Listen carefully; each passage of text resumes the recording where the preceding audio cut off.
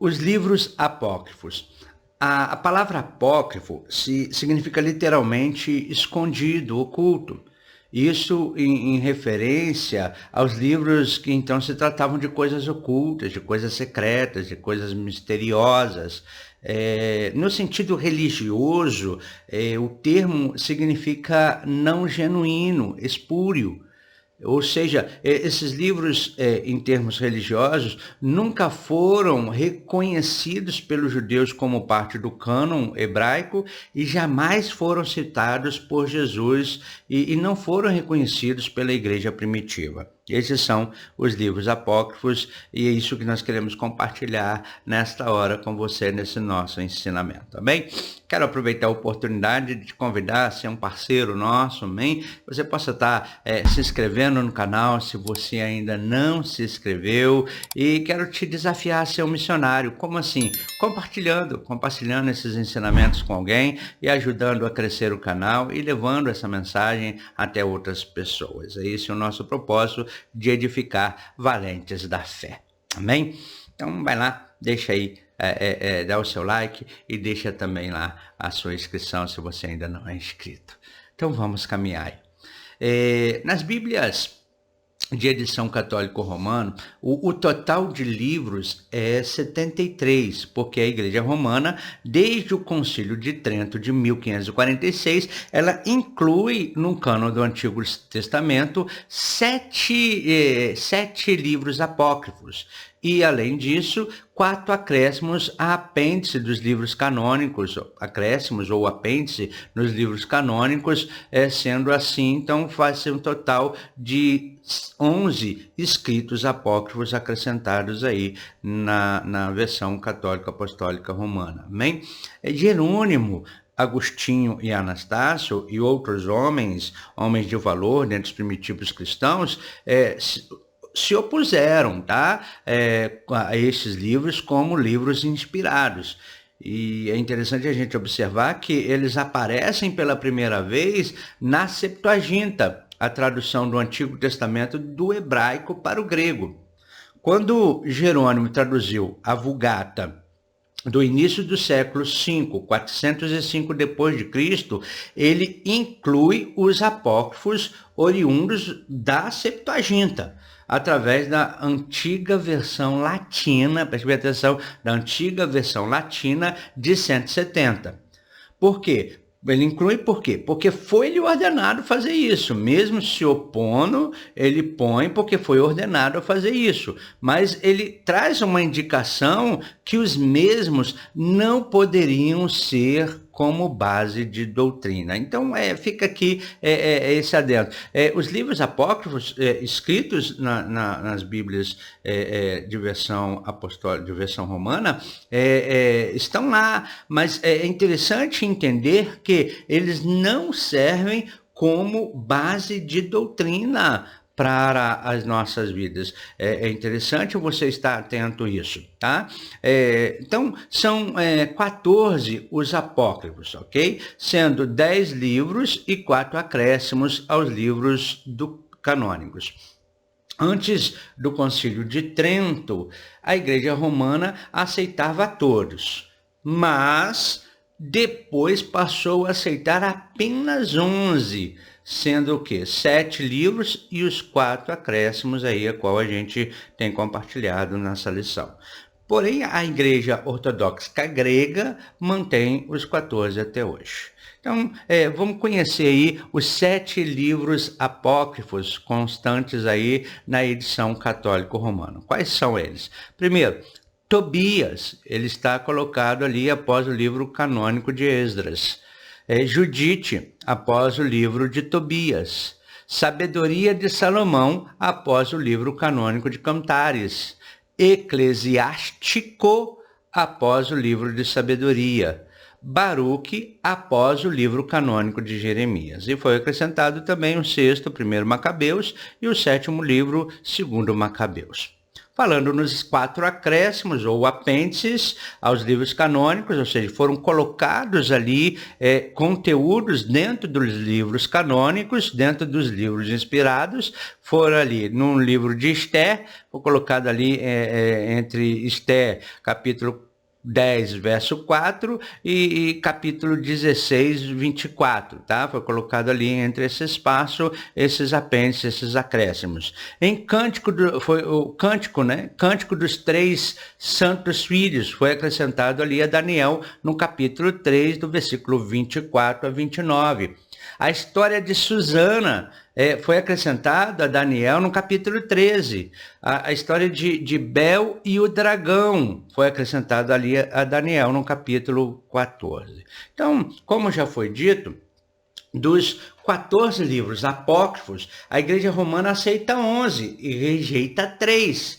Isto foi quando? Após 1546 depois de Cristo. Então, os livros rejeitados pela Igreja Católica, pela Igreja Romana, tá, queridos? Amém? São os de Terceira Esdras, Quarta Esdras e a oração de Manassés. Esses são aí como foram acrescentados os livros apócrifos na versão romana aí. A aprovação dos apócrifos. É interessante nós entendermos como foi. A Igreja Romana, ela aprovou os apócrifos em 18 de abril de 1546, como meio de combater a reforma protestante, que era recente naquela época. Nessa época, os protestantes, eles combatiam violentamente as novas doutrinas romanistas, como, por exemplo, do purgatório, da oração pelos mortos, pela salvação mediante as obras e muitas outras ênfases aí. A gente vê lá Lutero, foram 96 teses que ele apresenta sobre algumas coisas do protesto, então estão aí contidos aí. Então os romanistas, o que eles viam? Eles viam nos livros apócrifos base para essas doutrinas que eles estavam apresentando às pessoas. Eles viam bases para a doutrina do purgatório, eles encontravam nos livros apócrifos bases para o livro da oração pelos mortos, eles encontravam como base nos livros apócrifos as doutrinas, os ensinamentos sobre a salvação mediante as obras. Imagina isso, por exemplo, né? A salvação mediante das obras anula o sacrifício de Cristo na cruz do Calvário, para a gente só poder ter uma ideia assim da gravidade das coisas, tá? Mas nós não vamos nos aprofundar nesses contextos aqui, mas que você possa pensar, tá? Para você possa pensar um pouquinho aí sobre esses assuntos. Então, eles apelavam para esses livros apócrifos justamente para o quê? Para que eles pudessem aprovar as suas teses. Então, eles aprovando-os como livros canônicos, eles teriam embasamento para poder dizer que era algo inspirado por Deus, essas teses aí de doutrinas apresentadas. Amém? Houve prós e contra dentro da própria igreja, tá, queridos? Como houve também depois, durante e depois. Nesse tempo, por exemplo, os jesuítas, eles exerciam muita influência no clero. Então, os debates sobre os apócrifos, porque não foi simplesmente colocou e aceitou, não. Houve debate, vamos discutir o assunto, não é simplesmente chegar e colocar, não. Hoje o povo aceita fácil. Hoje o povo recebe e não verifica, e não pergunta, e não pensa, simplesmente vai recebendo. Ali não, olha bem, queridos, eu penso que nós devemos ser como os berianos, como os mais nobres, tá? Aqueles que ouvem, buscam na palavra, e se questionam sobre aquilo que está sendo, se é ou não realmente escrito por Deus, se é ou não inspirado por Deus, tá? Nós temos que tomar cuidado, principalmente nos dias de hoje. Então, os debates sobre os apócrifos motivavam ataques dos dominicanos contra os franciscanos.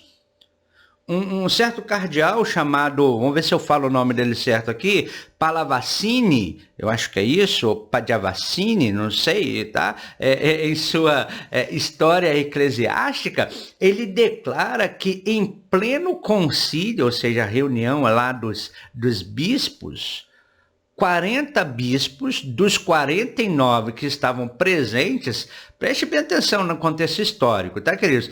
Travaram luta corporal, agarrados às barbas e batinas um dos outros.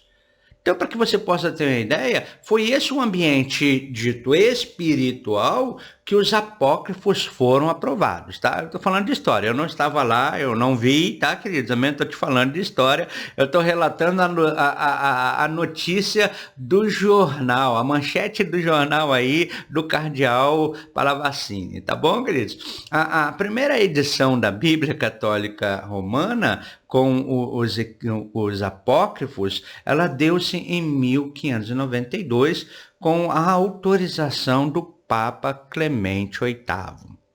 Bom, os reformadores protestantes, eles publicaram a Bíblia com os apócrifos, colocando-os entre o Antigo e o Novo Testamento.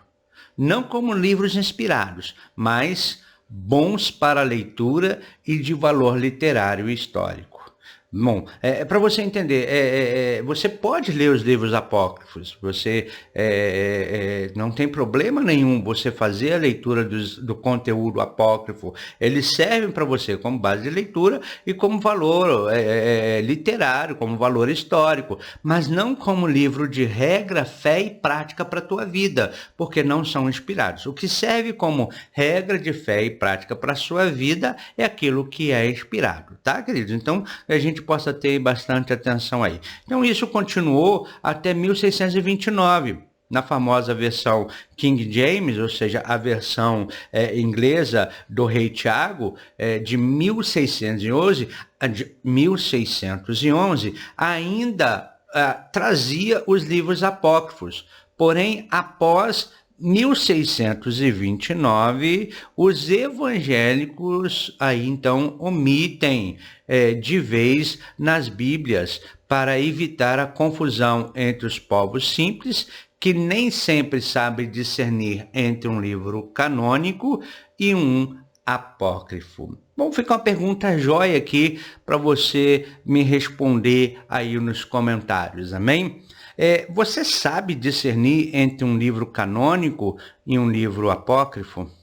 Você já se deu conta, você que lê a Bíblia, que você que estuda a Bíblia, você já se deu conta, então, que nas versões apostólicas, católicas romanas, nas versões romanas, tem esse conteúdo que não é inspirado por Deus e que está ali e que talvez você esteja colocando como regra de fé e prática para a tua vida?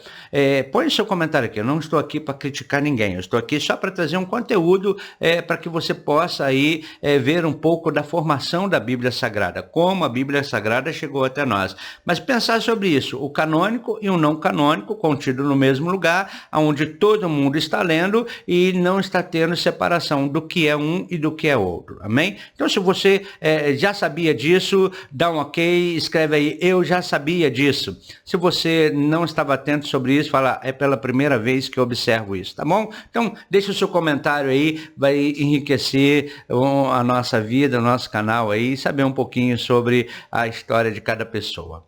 Bom, outros livros apócrifos. Ainda existem outros livros espúrios, tá? Outros livros que não foram inspirados, relacionados tanto com o Antigo Testamento como o Novo Testamento. São chamados de pseudoepigráficos. Ou seja, os principais do Antigo Testamento chegam a 26. Porém, preste bem atenção, eles nunca foram reconhecidos por igreja nenhuma. Os referentes ao Novo Testamento, tendo um total de 24 como os principais, também nunca foram reconhecidos por ninguém como tendo canonicidade, ou seja, como sendo inspirados por Deus. Eles são até cheios de histórias, mas cheios de histórias ridículas, que até são indignas de Cristo e os seus apóstolos. Então, muitas heresias surgem dentro dos livros apócrifos. Então, é por isso que a gente precisa conhecer, por isso que a gente precisa entender essa formação da Bíblia Sagrada, amém? No processo de como a Bíblia Sagrada chegou até nós. É interessante, se você ainda não estudou os 4 primeiros assuntos da nossa imersão, aproveita e para um tempinho e recapitula lá os 4 primeiros assuntos da nossa imersão bíblica, e que isso possa estar realmente servindo aí de acréscimo de conhecimento à tua vida, amém? Para nós é motivo de alegria estarmos juntos, que bom que você ficou com a gente, que bom que você pôde esperar, amém? Essa última parte, perdoe aí pela demora, alguns imprevistos aconteceram, mas o nosso desejo é que você seja edificado e que você se torne um valente da fé, amém? Até a nossa próxima publicação, clica aí no sininho, amém? Para que assim que possamos estar aí colocando novas edições, que você seja avisado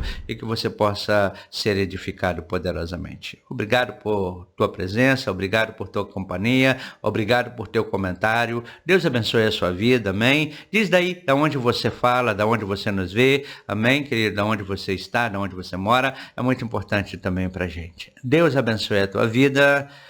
A paz do Senhor Jesus.